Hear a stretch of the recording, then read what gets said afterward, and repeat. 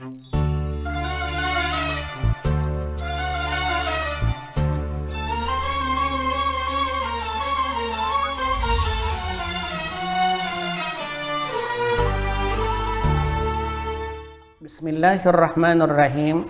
Assalamualaikum warahmatullahi wabarakatuh. Alhamdulillahi rabbil alamin. Alhamdulillahilladzi ja'alana minal muslimin.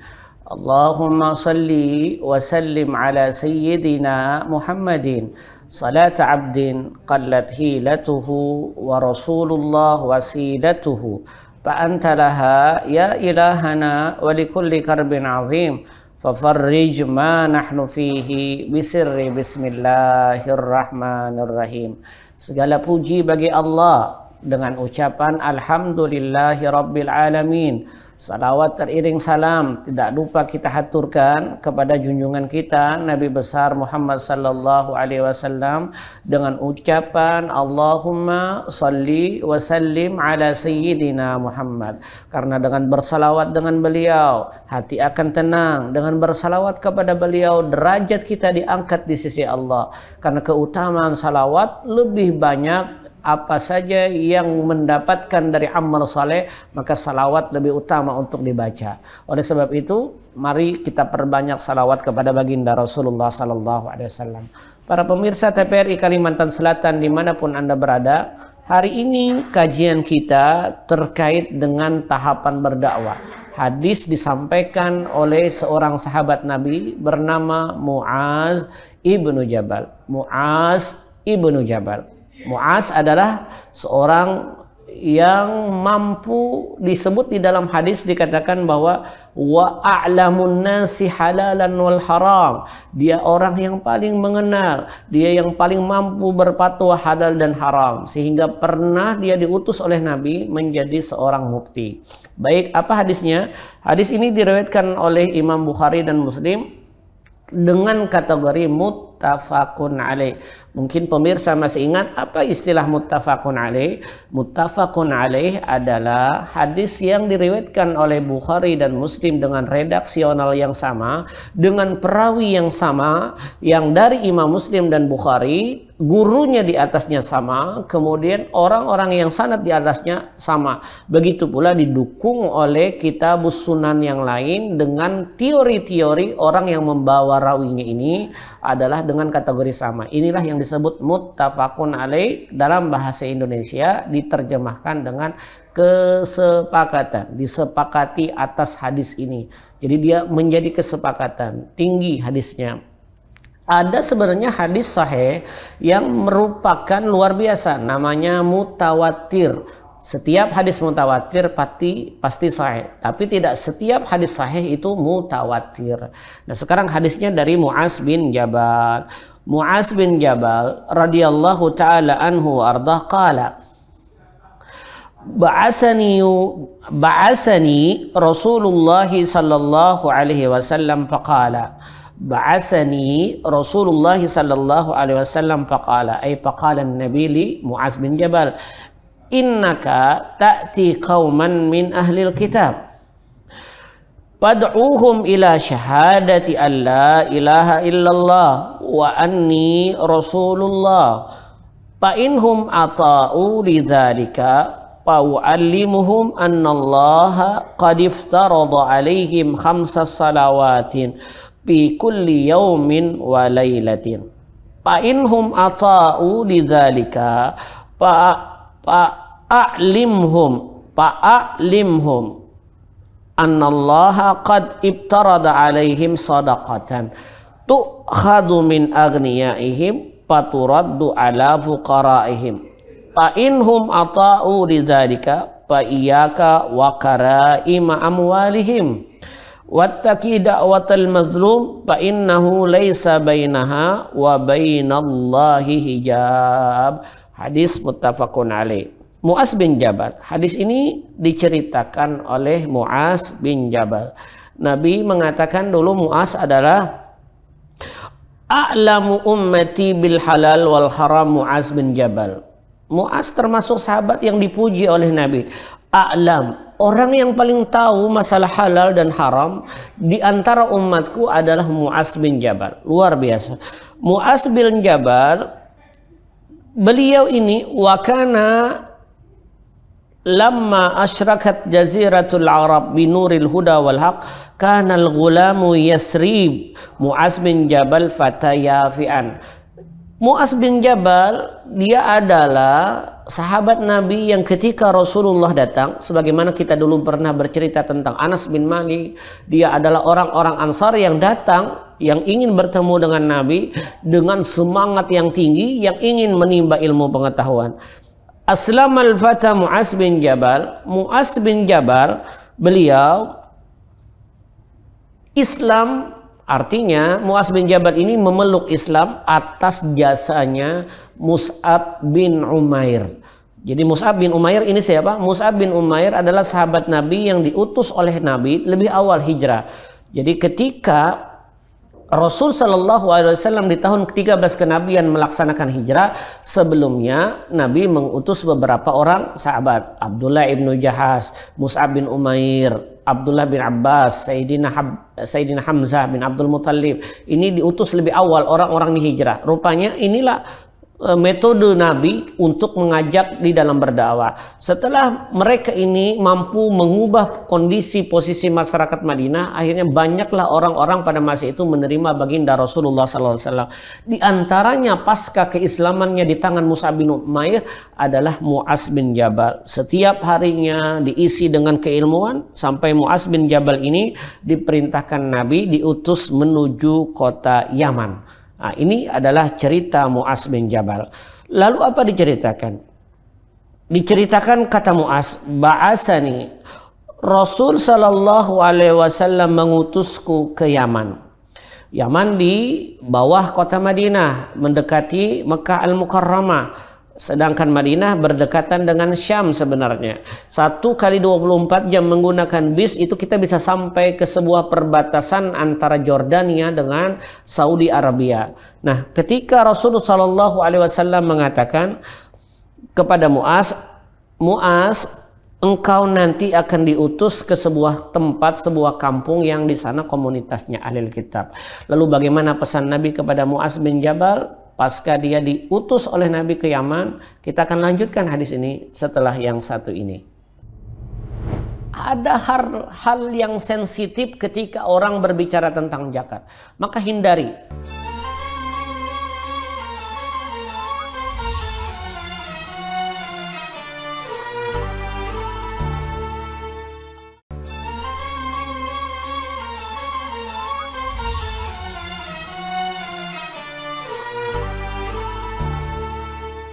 Allahumma salli wa sallim ala Sayyidina Muhammad wa ala ali Sayyidina Muhammad. Para pemirsa TPRI Kalimantan Selatan dimanapun Anda berada, kata Mu'az bin Jabal, aku diutus Nabi Muhammad sallallahu alaihi wasallam. Kemudian Nabi berpesan kepadaku, kata Rasul kepadaku, kata Mu'az, Mu'az, sesungguhnya engkau akan mendatangi satu kaum dari ahli kitab, maka hal pertama yang harus engkau dakwahkan pada mereka adalah agar mereka bersyahadat, bersaksi bahwa tidak ada ilah, tidak ada Tuhan yang berhak diibadahi, yang disembah melainkan Allah Subhanahu wa taala. Dalam bahasa ini sehingga boleh dikatakan ketika itu Rasul sallallahu alaihi wasallam meminta Mu'az agar bertahap di dalam berdakwah. Kata Nabi, satu yang pertama kau dakwahkan adalah apa? Kata Rasulullah, antad'uhum ilaihi syahadat alla ilaha illallah. Konteks pertama adalah ketauhidan. Mereka bersyahadat dulu. Fa inhum ata'u lidzalika, manakala mereka itu nanti taat mentauhidkan Allah, taat kepada engkau, menaati dan mentauhidkan Allah terhadap perintahmu, maka beritahu mereka. Ajarkan lagi yang kedua, Allah mewajibkan kepada mereka untuk melakukan salat 5 waktu sehari semalaman. Tahapan kedua, jika mereka menaatimu, maka beritahu lagi bahwa mereka diperintahkan oleh Allah membayar zakat. Diambil zakat dari mereka. Tu'khadhu min agniyaihim. Siapa orang-orang yang mampu mengeluarkan zakat, diambil hartanya dan dikembalikan kepada orang-orang yang miskin di sekitarnya, orang-orang yang memerlukan di sekitarnya, diambil dari mereka, dikembalikan kepada mereka, diambil dari orang kaya di antara mereka, dikembalikan kepada orang yang memerlukan di antara mereka. Dan jika mereka menaatimu, maka hindarilah harta-harta berharga mereka saat menarik zakat. Jadi ada hal yang sensitif ketika orang berbicara tentang zakat, maka hindari. Disinilah ada yang disebut dengan keperluan-keperluan yang dilakukan oleh manusia itu berdasarkan keperluan pokoknya.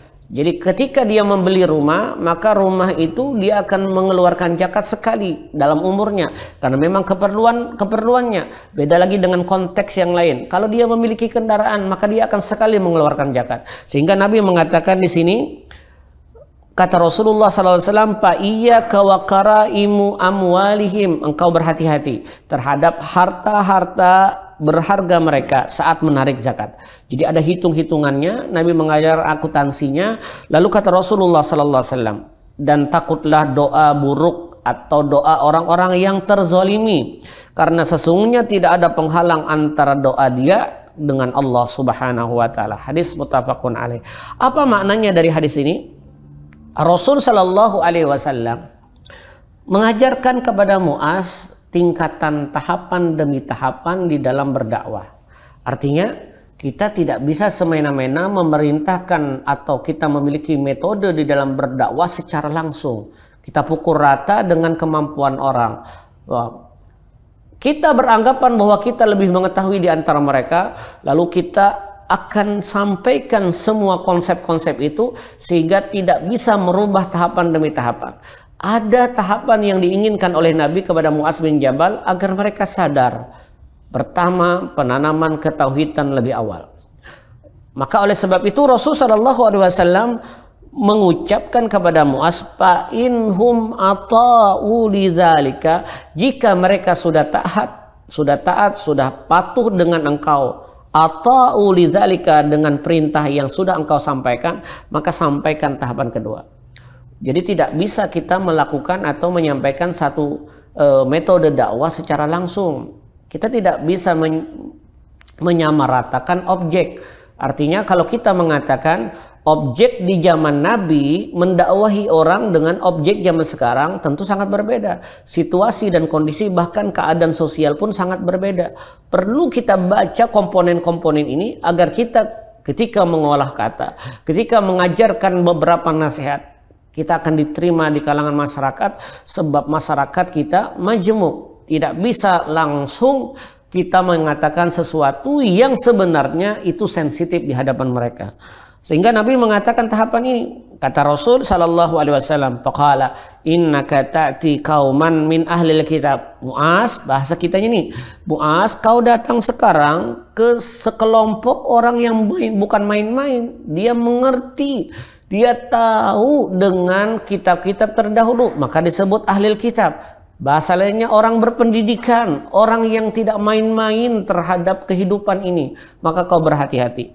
Konsep pertama, kata Nabi, padu'uhum, sampaikan kepada mereka, ila syahada, bertauhid, menyaksikan kepada Allah tidak ada Tuhan selain Allah Subhanahu wa Ta'ala, wa anni Rasulullah, dan aku adalah utusan Allah. Sampaikan kepada mereka. Konsep pertama sebenarnya dakwah itu adalah menanamkan ketauhidan, mengajar tauhid. Tauhid itu adalah pokok-pokok bahasan yang isinya adalah mentauhidkan Allah. Nanti selepas tauhid kita akan mengajarkan yang disebut dengan ilmu akidah. Ilmu akidah berisikan tentang apa saja yang harus diukut, apa saja yang harus diikat antara kita dengan Allah.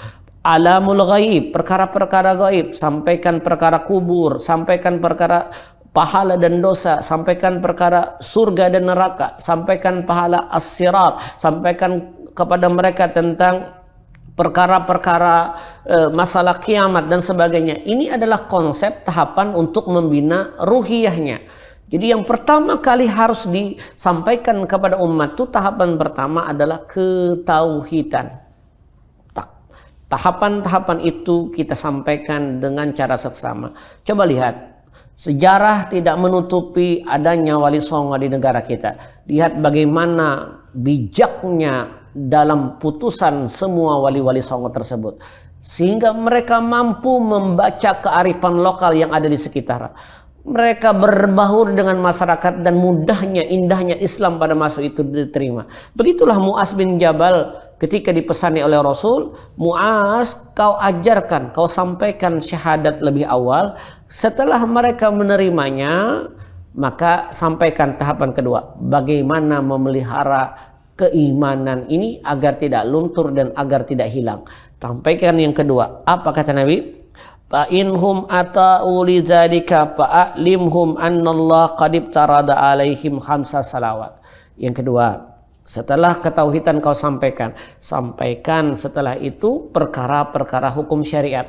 Perkara hukum syariat yang pertama kali engkau harus tanamkan kepada mereka adalah tentang perkara hubungan kita kepada Allah, yaitu dengan salat. Kenapa salat? Karena ini setiap hari dilakukan. Sehingga dalam perkataan ulama ada yang mengatakan, melihat keadaan masyarakat itu makmurnya dalam keadaan bermasyarakat itu terlihat ketika mereka melaksanakan salat berjamaahnya. Apabila dalam sebuah masjid salat berjamaahnya itu dilakukan dengan luar biasa, di dalam sebuah kampung ada masjid, salat berjamaahnya luar biasa, maka kampung itu termasuk orang-orang yang sudah tertanam ketauhidan kepada Allah Subhanahu wa taala. Maka Mu'az dipesani oleh Nabi Muhammad SAW, setelah ketauhidan kau sampaikan, tahapan yang kedua, tanamkan syariat. Konsep-konsep syariat kau tanamkan. Setidaknya engkau akan pelihara salat-salat mereka. Ini yang disampaikan baginda Rasul sallallahu alaihi wasallam. Lalu ada tahapan ketiga terhadap konsep sosial. Bagaimana Nabi menanamkan kepada Mu'az cara untuk menanamkan konsep sosial ini, kita akan lanjutkan setelah yang satu ini. Andai kata kita bekerja di sebuah wilayah, kita mendapatkan pekerjaan di situ, maka wajib kita kembalikan zakatnya itu di sekitar situ.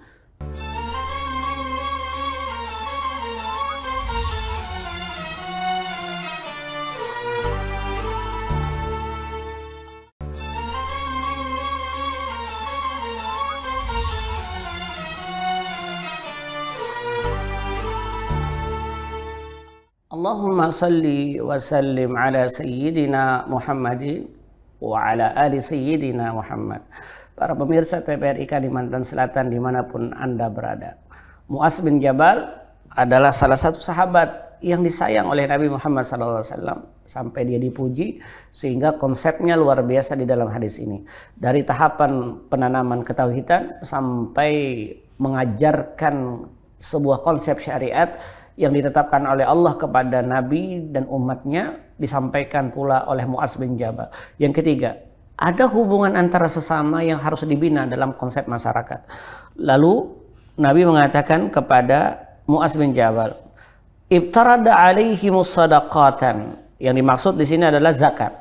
Allah telah mewajibkan kepada mereka sedekah atau zakat.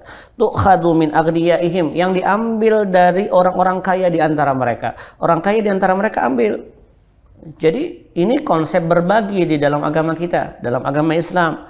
Paturaddu ala fuqaraihim. Lihat di sini domirnya muqayyadun bi ismihi.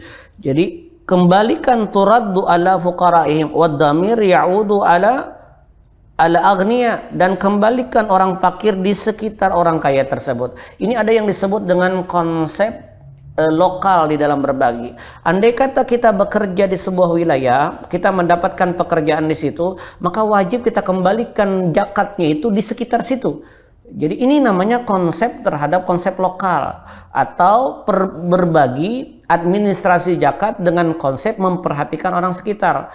Masa ketika kita mendapatkan rezeki di sebuah wilayah, misalnya kita bekerja di tempat itu dan mendapatkan pekerjaan di tempat itu, kemudian kita mendapatkan rezeki di tempat itu, kita akan ekspor, kita kirim rezeki-rezeki itu ke tempat yang lain.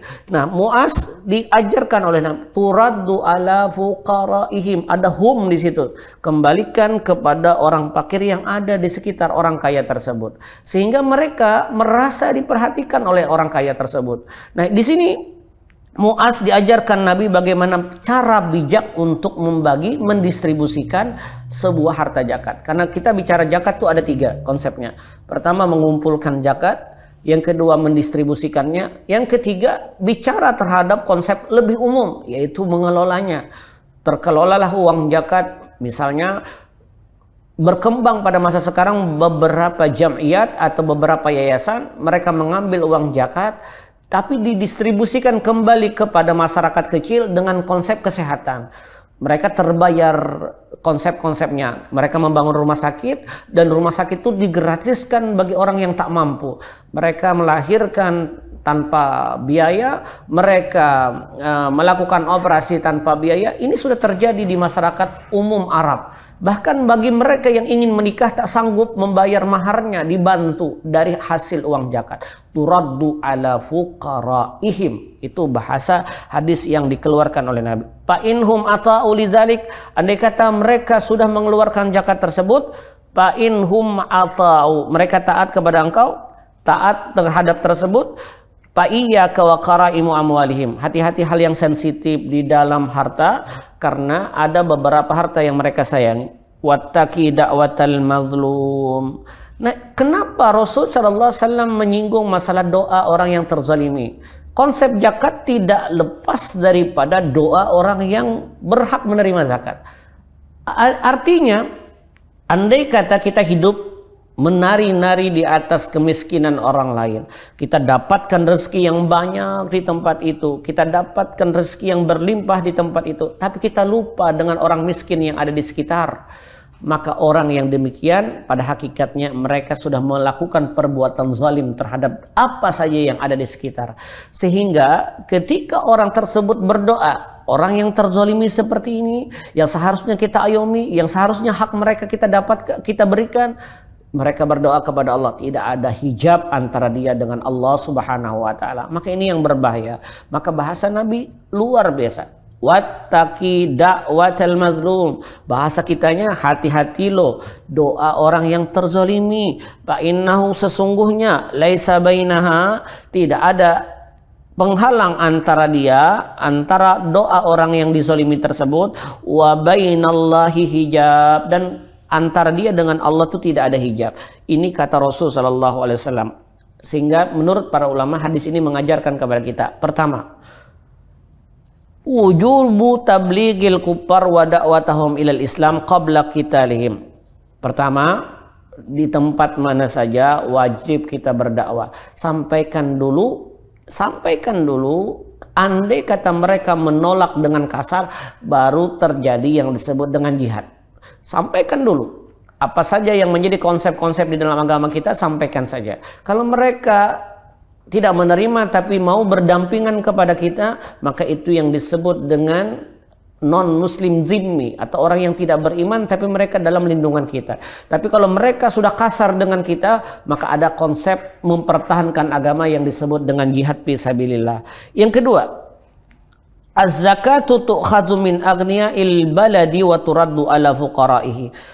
Konsep zakat itu, sebagaimana perkataan ulama, itu adalah diambil dari orang kaya yang ada satu tempat, kemudian dikembalikan orang fakir dan miskin yang ada di tempat itu pula. Itu konsep di dalam mazhab Asy-Syafi'i. Wala tanqulu ila baladin ahar. Tidak diperkenankan konsep zakat itu dipindah ke daerah lain. Ini yang disepakati para ulama, karena Nabi mengatakan seperti itu kepada Mu'adz. Illa idza zadat an hajatil mustahiqina fihi, kecuali boleh dipindah ketika bertambahnya hajat-hajat orang yang lain. Artinya di tempat itu sudah terpenuhi seluruh keperluan hak-hak orang-orang miskin, nah baru kita boleh memindah ke tempat yang lain.